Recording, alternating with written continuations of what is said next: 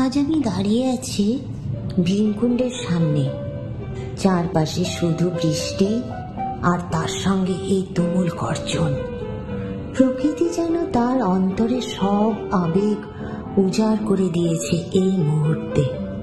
কথিত আছে, মহাভারতের সময় পাণ্ডবদের দ্বিতীয় ভাই ভীম একবার তৃষ্ণায় কাতর হয়ে গদা দিয়ে মাটিতে আঘাত করেন।